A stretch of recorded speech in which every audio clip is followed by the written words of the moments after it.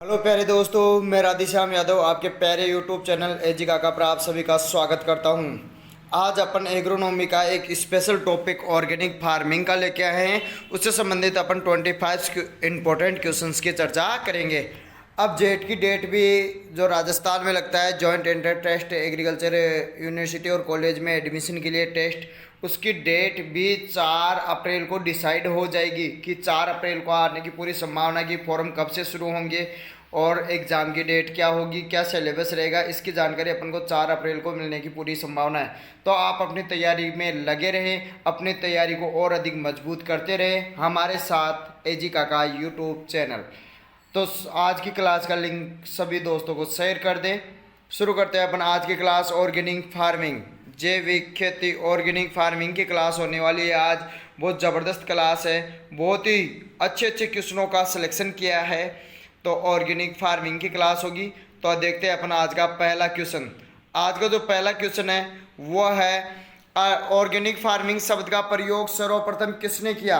Organic farming शब्द का प्रयोग सबसे पहले किसने किया था, आपको ये बताना है। क्या ऑर्गेनिक फार्मिंग शब्द का प्रयोग अल्बर्ट होवार्ड ने किया था, क्या रुडोल्फ स्टेनर ने किया था, या फिर लॉर्ड वाल्टर नॉर्थबॉर्न ने किया था, या आर कार्सन ने किया था। कमेंट करके आप जवाब दें कि ऑप्शन ए सही है, 1 नंबर सही है, 2 नंबर सही है, 3 नंबर सही है या 4 नंबर सही है। ऑर्गेनिक फार्मिंग शब्द का प्रयोग सर्वप्रथम किसने किया था। Albert Howard, Rudolf Steiner, Lord Walter Northbourne, R Carson, किसने किया था। ऑर्गेनिक फार्मिंग शब्द का प्रयोग सबसे पहले किसने किया था। तो आपको बता दें ऑर्गेनिक फार्मिंग शब्द का प्रयोग जो किया था सबसे पहले वो किया था लॉर्ड वाल्टर नॉर्थबॉर्न ने। किसने किया था। लॉर्ड वाल्टर नॉर्थबॉर्न ने सबसे पहले ऑर्गेनिक फार्मिंग शब्द का प्रयोग 1940 में किया था। कब किया था। 1940 में। कब किया था। 1940 में। कब किया था। 1940 में। उनकी एक पुस्तक थी, उस पुस्तक का नाम था लुक टू दी लैंड। जबकि ऑर्गेनिक फार्मिंग का जनक कहते हैं अल्बर्ट होवार्ड को। ऑर्गेनिक फार्मिंग का पिता किसको कहते हैं। अल्बर्ट होवार्ड को। Father of organic farming Albert Howard को कहते हैं। नेक्स्ट अपन देखते हैं अगला क्वेश्चन, 2 नंबर का क्वेश्चन है। बायोडायनेमिक खेती की विचारधारा का प्रतिपादन किस वैज्ञानिक ने किया था। बायोडायनेमिक खेती की विचारधारा का प्रतिपादन किस वैज्ञानिक ने किया था। अल्बर्ट होवार्ड ने किया था, रुडोल्फ स्टेनर ने किया था, या लॉर्ड वाल्टर नॉर्थबॉर्न ने किया था, या आर कार्सन ने किया था। किसने किया था बायोडायनेमिक खेती की विचारधारा का प्रतिपादन सबसे पहले। तो आपको सबको पता होगा, फटाफट से, बहुत सरल क्वेश्चन है, इंपॉर्टेंट क्वेश्चन है। कमेंट करके जवाब दे कि ऑप्शन ए सही है, बी सही है, सी सही है या डी। बायोडायनेमिक खेती की विचारधारा का प्रतिपादन किसने किया था। तो इसका सही आंसर है रुडोल्फ स्टेनर। किसने किया था। रुडोल्फ स्टेनर ने किया था। किसने किया था। रुडोल्फ स्टेनर ने बायोडायनेमिक खेती की विचारधारा का प्रतिपादन सबसे पहले किया था। जबकि लॉर्ड वाल्टर नॉर्थबॉर्न ने ऑर्गेनिक फार्मिंग शब्द का सबसे पहले प्रयोग 1940 में अपनी पुस्तक लुक टू द लैंड में किया था। किसमें किया था। लुक टू द लैंड में किया था। नेक्स्ट देखते हैं अपन क्वेश्चन नंबर 3। राष्ट्रीय जैविक खेती केंद्र कहाँ स्थित है। राष्ट्रीय जैविक खेती केंद्र का आपको मुख्यालय बताना है, हेडक्वार्टर कहाँ स्थित है। लखनऊ उत्तर प्रदेश में स्थित है, या फिर गाजियाबाद उत्तर प्रदेश में, या जबलपुर मध्य प्रदेश में, या बेंगलोर कर्नाटक में। राष्ट्रीय जैविक खेती का जो केंद्र है वो कहाँ पर स्थित है, आपको यहाँ पर यह बताना है कहाँ स्थित है। फटाफट से आप कमेंट करके जवाब दें कि राष्ट्रीय जैविक खेती केंद्र कहाँ स्थित है। लखनऊ उत्तर प्रदेश, गाजियाबाद उत्तर प्रदेश, जबलपुर मध्य प्रदेश, कर्नाटक, बेंगलोर। ऑप्शन ए सही है, बी सही है, सी सही है या डी। तो इसका उत्तर होगा वो होगा गाजियाबाद उत्तर प्रदेश। गाजियाबाद उत्तर प्रदेश में 2004 में। कब। 2004 में। 2004 में राष्ट्रीय जैविक खेती केंद्र की स्थापना की गई थी 2004 में गाजियाबाद उत्तर प्रदेश में। नेक्स्ट अपन क्वेश्चन नंबर 4 देखते हैं अपना। देश के किस राज्य को प्रथम जैविक राज्य घोषित किया गया। देश के किस राज्य को प्रथम जैविक राज्य घोषित किया गया। एमपी को, तमिलनाडु को, आंध्र प्रदेश को, सिक्किम को। किस राज्य को सबसे पहले जैविक टोटल कुल जैविक राज्य घोषित किया गया। एमपी को, मध्य प्रदेश को, तमिलनाडु को, आंध्र प्रदेश को, सिक्किम को। किसको सबसे पहले जैविक राज्य घोषित किया गया। ऑप्शन ए सही है, बी सही है, सी सही है या डी। बहुत सारे बच्चे अपन से जुड़ चुके हैं, फटाफट से आप और अधिक बच्चों को भी जोड़ते रहें ताकि अच्छी वाली क्लास सबको मिल सके। तो इसका सही जवाब हो जाएगा वो सभी का लगभग सही जवाब आ रहा है सिक्किम। कौन सा है। सिक्किम। सिक्किम को 18 जनवरी 2016 को देश का पहला जैविक राज्य घोषित किया गया था। 18 जनवरी 2016 नोट कर ले। कब है। 18 जनवरी 2016, 18 जनवरी 2016, 18 जनवरी 2016 को, कब? 18 जनवरी 2016 को, 18/1/2016 को प्रथम जैविक राज्य घोषित किया गया सिक्किम को। खाद शब्द की उत्पत्ति हुई है। खाद शब्द की उत्पत्ति, कई बार ऐसे क्वेश्चन होते हैं जो अपन को इंपॉर्टेंट नहीं लगते, अपन उनकी तरफ ध्यान नहीं देते और वही एग्जाम में आ जाते हैं और गलत हो जाते हैं। तो खाद शब्द की उत्पत्ति किस भाषा से हुई है? ग्रीक से हुई है, लैटिन से हुई है, संस्कृत से हुई है, अरबी से हुई है। किससे हुई है? ग्रीक भाषा से हुई है, लैटिन से हुई है, संस्कृत से, अरबी से। खाद शब्द की उत्पत्ति तो सबको पता होगा, ये तो बहुत सरल क्वेश्चन है। संस्कृत भाषा के खाद्य शब्द से हुई है।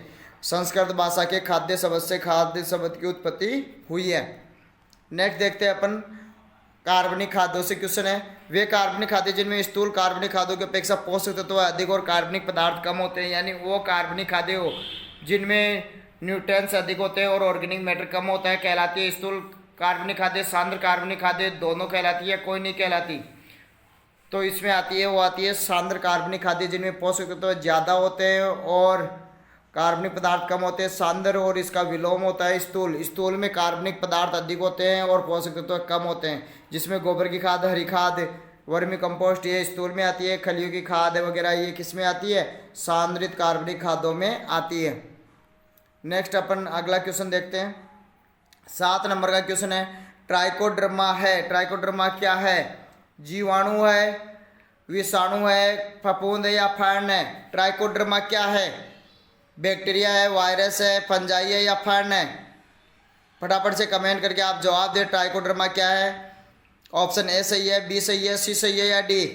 तो इसका सही जवाब हो जाएगा ट्राइकोडर्मा है, वो मित्र फफूंद या फंगी है। ठीक है, ट्राइकोडर्मा जिसको बीजोपचार के लिए 6 से 8 ग्राम मात्रा प्रति हेक्टेयर प्रति किलो बीज दर के काम से लिया जाता है। निम्न में से जैव उर्वरक कौन सा है? आपको इनमें से जैव उर्वरक चाटना है कि कौन सा जैव उर्वरक है। राइजोबियम है, बीजीए है या पीएसबी है या सभी है? कौन सा इनमें से जैव उर्वरक है? राइजोबियम, नीलहरी शैवाल, blue green algae, PSB phosphorus soluble bacteria या सभी? तो इसका आंसर हो जाएगा सभी के सभी। ये बायो फर्टिलाइजर है, जैव उर्वरक है। क्वेश्चन नंबर 9 है, भारतीय मृदाओं में सर्वाधिक किस पोषक तत्व की कमी पाई जाती है? भारतीय मृदाओं में सबसे ज्यादा कौन सा पोषक तत्व कम मात्रा में होता है या कमी होती है? नाइट्रोजन की, कैल्शियम की, जिंक की, कॉपर की? फटाफट से कमेंट करें आपकी कौन सा ऑप्शन सही है। नाइट्रोजन, कैल्शियम, जिंक या कॉपर? भारतीय मृदाओं में सर्वाधिक कमी किस पोषक तत्व की होती है? तो सर्वाधिक कमी होती है भारतीय मृदाओं में, वो नाइट्रोजन की कमी देखी गई है। किसकी कमी देखी गई है? बहुत सारे बच्चों का जिंक जवाब आ रहा था। जिंक पोषक तत्वों में, सूक्ष्म पोषक तत्वों में पूछे तो जिंक आएगा कि भारतीय मृदाओं में किस सूक्ष्म पोषक तत्व की सर्वाधिक कमी होती है, तो जिंक आएगा। लेकिन आपको अगर पोषक तत्व पूछ ले कि कौन सा पोषक तत्व की सर्वाधिक कमी होती है, तो नाइट्रोजन आंसर आएगा। ध्यान रहे, अच्छा क्वेश्चन है, कंफ्यूजन वाले क्वेश्चन है। भारतीय मृदाओं में सर्वाधिक नाइट्रोजन की कमी है, लेकिन आपको अगर माइक्रो न्यूट्रिएंट्स में से पूछ ले कि सर्वाधिक किसकी कमी है, तो फिर जिंक आएगा। अगला क्वेश्चन 10 नंबर का क्वेश्चन है, कार्बनिक खादों, जीवाश्म खादों में कार्बनिक का मर्दा पर क्या, यानी कार्बनिक खादों का जो कार्बनिक पदार्थ होता है या कार्बनिक खादों का मर्दा पर कितने समय तक प्रभाव रहता है? 1 से 2 वर्ष तक रहता है, 2 से 3 वर्ष तक रहता है, 3 से 4 वर्ष या 4 से 5 वर्ष? कितने वर्ष तक कार्बनिक खादों का मर्दा पर प्रभाव रहता है? 1 से 2 वर्ष तक, 2 से 3 वर्ष तक, 3 से 4 वर्ष तक या 4 से 5 वर्ष तक? फटाफट से कमेंट करके जवाब बताएं कि ए ऑप्शन सही है, बी सही है, सी सही है या डी?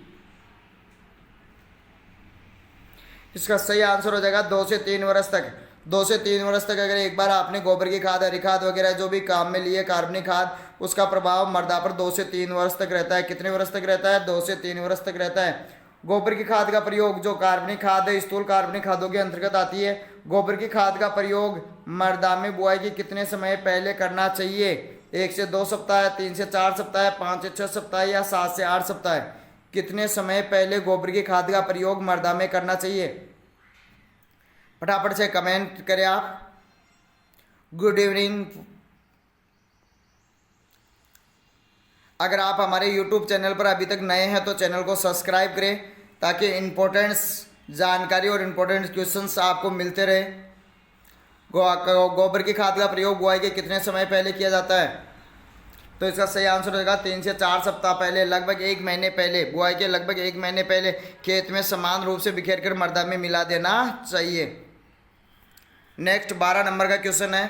ये पार्ट आपके जेट, आईसीआर और 12th एग्रीकल्चर सभी के लिए इम्पोर्टेंस है। इंदौर विधि में कंपोस्ट कौन सी दशा में तैयार होता है? जो कंपोस्ट तैयार करने की इंदौर विधि है उसमें कंपोस्ट कौन से दशा में तैयार होता है? वायुव्य दशा में, अवायुव्य दशा में, दोनों में या कोई नहीं? इंदौर विधि से कंपोस्ट कौन सी दशा में तैयार होता है? कमेंट करके जवाब दे, ऑप्शन ए, बी, सी या डी। तो इसका सही आंसर हो जाएगा, वो हो जाएगा वायुव्य दशा में, क्योंकि इंदौर विधि में कंपोस्ट की पलटाई की जाती है। पलटाई करने से वायु संचार अच्छा होता रहता है, जिससे वायुजीवी सूक्ष्म जीव सक्रिय रहते हैं। तो इसका आंसर हो जाएगा वायुव्य दशा में तैयार होता है। कौन सी दशा में तैयार होता है? वायुव्य दशा में तैयार होता है। अगला क्वेश्चन है 13 नंबर का। कंपोस्ट खाद तैयार करने की बेंगलोर विधि का विकास किसने किया था? कंपोस्ट खाद तैयार करने की बेंगलोर विधि का विकास किसने किया था? रुडोल्फ स्टेनर ने किया था, या फिर ए होवार्ड यशवंत डी वार्ड ने किया था, सी एन आचार्य ने किया था, एस वी देसाई एवं टी डी विश्वास ने किया था? किसने किया था कंपोस्ट खाद तैयार करने की बेंगलोर विधि का विकास? तो इसका सही आंसर हो जाएगा, वो हो जाएगा सी एन आचार्य ने। किसने किया था? सी एन आचार्य ने Indian institute of science Bangalore में किया था। कहाँ पर किया था? Indian institute of science Bangalore में सी एन आचार्य ने बेंगलोर विधि का विकास किया था। बेंगलोर विधि से जो कंपोस्ट तैयार किया जाता है वो शहरी क्षेत्रों में तैयार किया जाता है, और साथ ही आपको बता दें इसमें अवायवीय दशा में कंपोस्ट तैयार होता है, जबकि इंदौर विधि में वायवीय दशा में कंपोस्ट तैयार होता है। नेक्स्ट अपने 14 नंबर का क्वेश्चन है।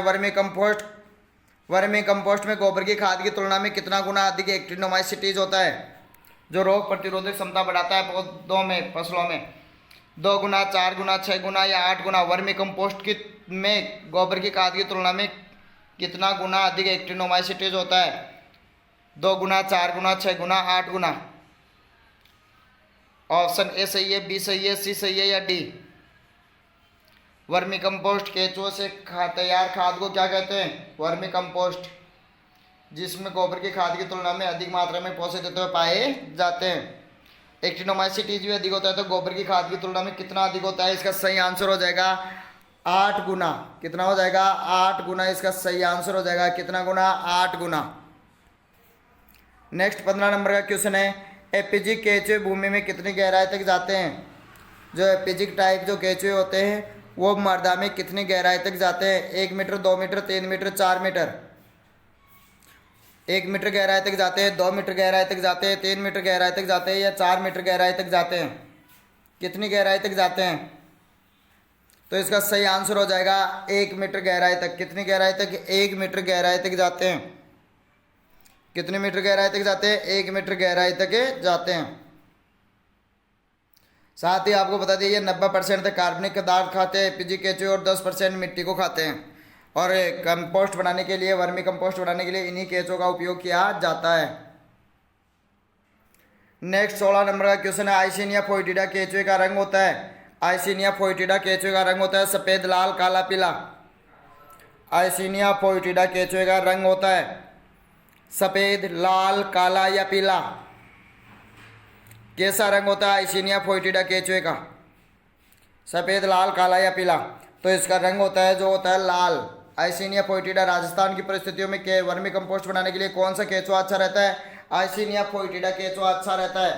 साथ ही आइसिनिया फोइटिडा केंचुए का रंग होता है लाल। लंबे होते हैं ये 3 से 4 इंच। कितने लंबे होते हैं? 3 से 4 इंच। और एक केंचुए का वजन होता है आधा ग्राम। एक केंचुए का वजन कितना होता है? आधा ग्राम। और ये 90% तक कार्बनिक पदार्थ खाते हैं और 10% तक मिट्टी खाते हैं। 90% कार्बनिक पदार्थ और 10% मिट्टी खाते हैं। साथ ही ये एपीजी केंचुओं में आते हैं, क्योंकि एपीजी केंचुए ही वर्मी कंपोस्ट बनाने के लिए काम में लिए जाते हैं। वर्मी कंपोस्ट बनाने के लिए उपयुक्त तापमान, कितने तापमान पर ज़्यादा सक्रिय रहते हैं केंचुए? अंधेरे में ज़्यादा सक्रिय रहते हैं। तो वो टेम्परेचर भी बताना है आपको कि कितने टेम्परेचर पर वर्मी कंपोस्ट बन जाती है, अच्छी बनती है। केंचुए ज़्यादा सक्रिय रहते हैं 5 से 10 डिग्री सेल्सियस, 15 से 20 डिग्री सेल्सियस, 25 से 30 डिग्री सेल्सियस, 32 से 40 डिग्री सेल्सियस। बताया वर्मी कंपोस्ट बनाने के लिए उपयुक्त टेम्परेचर। तो इसका सही आंसर हो जाएगा 25 से 30 डिग्री सेल्सियस। 25 से 30 डिग्री सेल्सियस पे वर्मी कंपोस्ट बनाने के लिए अच्छे है। साथ ही 30% नमी होनी चाहिए। कितनी प्रतिशत नमी होनी चाहिए?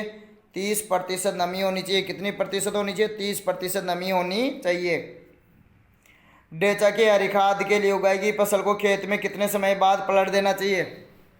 डेचा को आपने हरी खाद के लिए उगाया तो उसको बुआई के कितने समय बाद में मिट्टी में दबा देना चाहिए? 15 दिन, 30 दिन, 45 दिन, 60 दिन। ये तो सबको पता होगा कि पुष्पीय अवस्था में दबाते हैं। कौन सी अवस्था में दबाते हैं?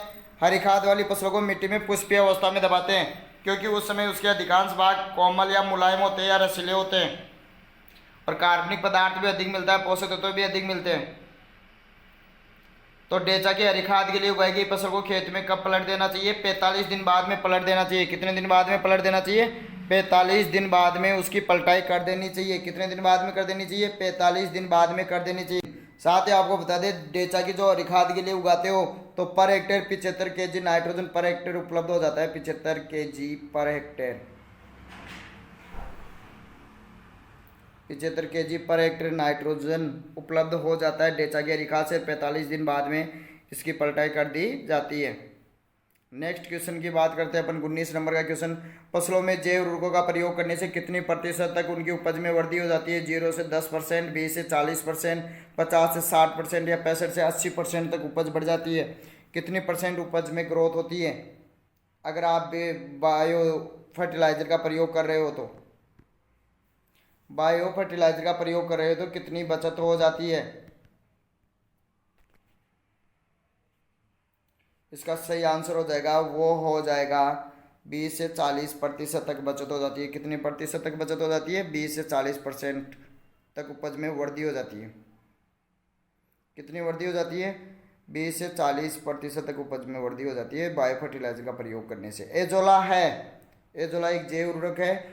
तो आपको यहाँ पर बताना है कि जीवाणु है, फैन है, कवक है या शैवाल है। क्योंकि जैव उर्वरक होते हैं वो सूक्ष्म जीवी होते हैं, तो जीवाणु है या फैन है या कवक है या शैवाल है। सबको पता होगा एजोला का प्रयोग धान की फसल में किया जाता है। कौन सी फसल में किया जाता है? धान की फसल में। इसका प्रयोग रोपाई के पहले भी किया जा सकता है, रोपाई के बाद में भी किया जा सकता है, जबकि बीजे का प्रयोग हमेशा रोपाई के 7 दिन बाद में किया जाता है। जबकि एजोला का प्रयोग दोनों अवस्थाओं में, रोपाई से पहले धान में और रोपाई के बाद में, दोनों अवस्थाओं में किया जा सकता है। एजोला एक फैन है, जलीय पौधा है। 21 नंबर का क्वेश्चन है, बीजे का प्रयोग धान में रोपाई के कितने दिनों बाद करना चाहिए? अभी मैंने ऊपर बता दिया था इसका आंसर। अगर जिन्होंने ध्यान से सुना है तो वो इसका आंसर फटाफट से दे देंगे। ज़्यादातर बच्चों को दे भी रहे हैं। 7 दिन बाद में, रोपाई के कितने दिन बाद में? 7 दिन बाद में बीजे का प्रयोग, ब्लू ग्रीन एल्गी का प्रयोग किया जाता है। नील हरी शैवाल का प्रयोग किया जाता है। बरसिम की कौन बीजों को राइजोबियम की किस प्रजाति से उपचारित किया जाता है? राइजोबियम मेलिलोटाई, राइजोबियम लेग्यूमिनोसेरम या राइजोबियम फेजियोलाई या राइजोबियम ट्राइफोलाई। कौन सी प्रजाति बरसीम के लिए बीजों को उपचारित करने के लिए काम में लेते हैं राइजोबियम की? Option A, B, C, D कौन सा सही है? Rhizobium meliloti, rhizobium leguminosarum, rhizobium phaseoli या राइजोबियम ट्राइफोलाई। तो इसका सही आंसर हो जाएगा, वो हो जाएगा राइजोबियम ट्राइफोलाई। बरसीम के लिए राइजोबियम ट्राइफोलाई। राइजोबियम मेलिलोटाई जो काम में लेते हैं वो लेते हैं रिंजका, मेथी और सेंजिमेर। लिख लेना आप, रिंजका, मेथी, सेंजिमेर, राइजोबियम मेलिलोटाई काम में लेते हैं। राइजोबियम लेग्यूमिनोसेरम है वो मटर मशरूम में काम में लेते हैं। किस में काम में लेते हैं? मटर मशरूम में। राइजोबियम फेजुलाई जो काम में लेते हैं वो लेते हैं सेम और मोठ में। किस में काम में लेते हैं? सेम और मोठ में। और राइजोबियम ट्राइफोलाई बरसीम में काम में लिया जाता है। तो इस क्वेश्चन का सही आंसर हो जाएगा राइजोबियम ट्राइफोलाई। कौन सा हो जाएगा? Rhizobium trifolii. नेक्स्ट देखते हैं अपन 23 नंबर का क्वेश्चन, फल वृक्षों में फास्फोरस तत्व की उपलब्धता बढ़ाने के लिए कौन से जैव उर्वरक का उपयोग किया जाता है?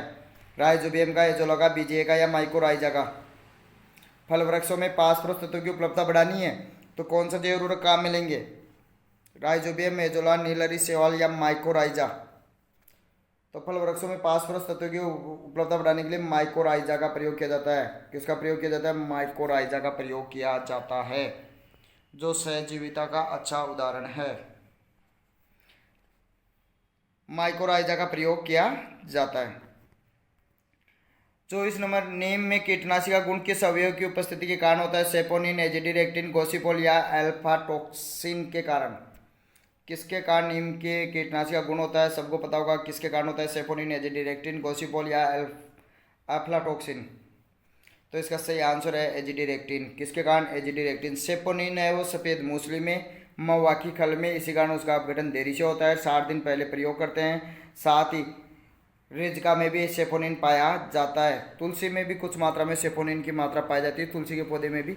गोसीपोल है ये कपास में पाया जाता है, बिनोले में पाया जाता है। और अफ्लाटॉक्सिन है ये मूंगफली में एस्परजिलस फ्लेवस कवक से उत्पन्न होता है। एस्परजिलस फ्लेवस कवक से अधिक नमी पर भंडारित करने से अफ्लाटॉक्सिन का निर्माण होता है। एस्परजिलस फ्लेवस कवक होता है। लहसुन के कितने प्रतिशत घोल का छिड़काव करने से फसलों में रस चूसने वाले कीटों का नियंत्रण किया जा सकता है? लहसुन का कितने प्रतिशत घोल का छिड़काव करने से फसलों में रस चूसने वाले कीटों का नियंत्रण किया जा सकता है? 2%, 4%, 6% या 8%? कितना प्रतिशत? कितना प्रतिशत? 2%, 4%, 6% या 8%? इसका सही आंसर हो जाएगा 2%। लहसुन के 2% घोल का छिड़काव करने से फसलों में रस चूसने वाले कीटों का नियंत्रण किया जा सकता है। ये जैविक खेती में अपनाते हैं और जैविक खेती की अपन बात कर रहे हैं। साथ ही अगर आपको इसकी PDF प्राप्त करनी है तो इसकी PDF प्राप्त करने के लिए आप हमारे टेलीग्राम चैनल एजी काका को ज्वाइन करें। किसको? टेलीग्राम चैनल एजी काका को ज्वाइन करें।